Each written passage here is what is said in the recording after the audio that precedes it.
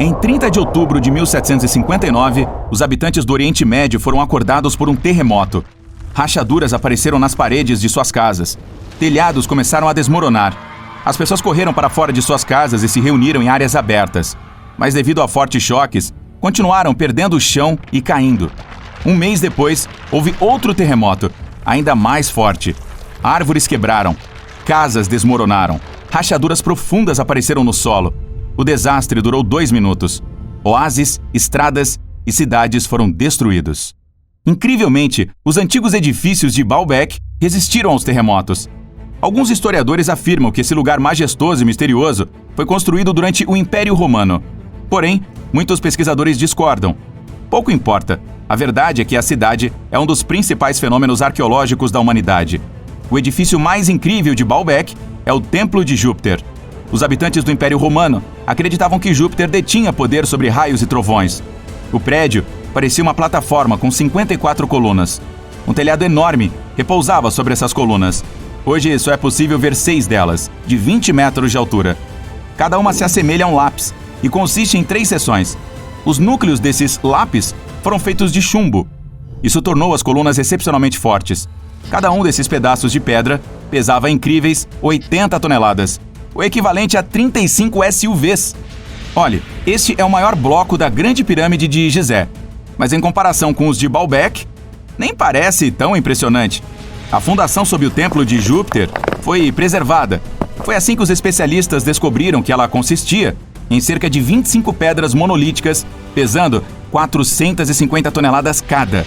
Isso significa que os blocos de Baalbek pesam quase 4 vezes mais do que os do Egito. Há outros 3 de calcário enormes na fundação, de 800 toneladas cada. Isso é mais do que o dobro do peso de um avião Boeing 747. Os construtores antigos devem ter tido dificuldade em esculpir esses gigantes blocos de pedra. E depois, também tiveram que levá-los para o canteiro de obras e levantá-los a uma altura significativa. Repetir essa logística provavelmente seria um pesadelo para os construtores atuais. Por isso, precisariam de equipamentos modernos. Mas os construtores de Baalbek não tinham caminhões, guindastes com serras circulares, nem eletricidade. Então, como conseguiram? Os cientistas têm uma teoria que inclui cordas, guinchos e sistemas de alavanca. Naturalmente, os engenheiros do passado construíram todos os aparelhos de madeira. A cerca de 910 metros das ruínas do complexo do templo, há uma pedreira. Os arqueólogos supõem que cortaram as pedras nesse local, já que é um bloco de calcário ali.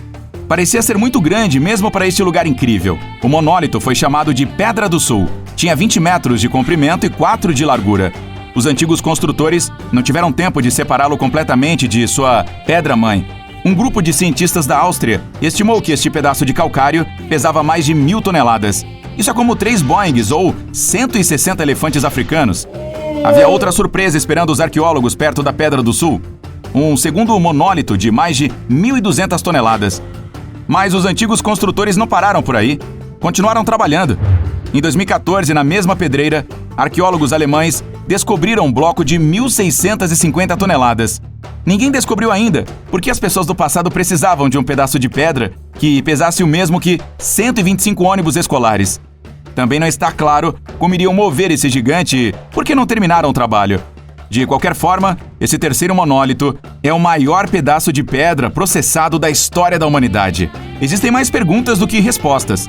Alguns pesquisadores acreditam que as pessoas do passado tinham equipamentos de alta tecnologia. Outros não pensam assim, mas estão ansiosos para entender como os construtores conseguiam mover essas pedras. Existe um grande número de edifícios e artefatos antigos no planeta. Muitos fazem os pesquisadores coçarem a cabeça. Perto da pirâmide de Djoser, no Egito, arqueólogos encontraram uma rede de túneis. Esse lugar se chama Serapeu. Contém 24 sarcófagos que pesam de 70 a 100 toneladas. As caixas gigantes são esculpidas em um único pedaço de granito e cobertas com tampas pesadas. Os sarcófagos são perfeitamente simétricos. Ao toque, suas paredes são lisas como vidro. Mesmo com o nível atual de tecnologia, isso é muito difícil de fazer.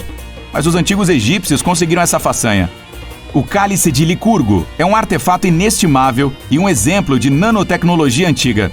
É feito de um vidro que pode mudar de cor. Se você colocar uma fonte de luz na frente do copo, ele fica verde. Se a luz estiver atrás do cálice, ele fica vermelho. Nesse caso, a imagem do rei grego Licurgo fica roxa pálida. Os cientistas entenderam como essa mudança de tonalidade funciona apenas no final do século XX. Através de microscópios, viram nanopartículas de prata, ouro e cobre que foram adicionadas à matriz de vidro. Graças a isso, é possível observar uma mudança de cor chamada dicroísmo. Curiosamente, o ouro e a prata foram moídos até uma poeira fina. É quase impossível fazer isso por acidente. Muito provavelmente, os antigos especialistas sabiam com certeza o que estavam fazendo. A Bolívia tem um lugar curioso chamado Pumapunku. Parece que um gigante da Antiguidade ficou brincando com um enorme conjunto de construção. E depois da brincadeira, ele esqueceu de colocar as peças de volta na caixa. Mas não existiram os gigantes. E os enormes blocos de pedra foram esculpidos por construtores antigos há mais de 1.500 anos. Algumas das rochas pesam 100 toneladas. Os blocos foram levados a uma altitude de quase 4.000 metros acima do nível do mar da Pedreira, a 95 quilômetros do canteiro de obras.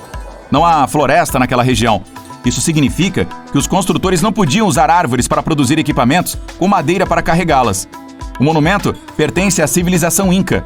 Os cientistas têm certeza de que eles não sabiam nada sobre rodas. Em 1992, os habitantes de uma aldeia chinesa decidiram drenar uma lagoa. Seus ancestrais a usavam para lavar roupas e pescar há centenas de anos. Eles fizeram o processo de drenagem por 17 dias. Na parte inferior do reservatório, fizeram uma descoberta inesperada. Uma entrada para uma caverna, descendo a uma profundidade de 30 metros. O achado incrível foi chamado de Cavernas de Longueou. Construtores desconhecidos esculpiram 30 metros quadrados de galerias. Há salas, pontes, piscinas e colunas separadas que suportam o teto. As paredes estão cobertas por estranhas linhas e padrões esculpidos.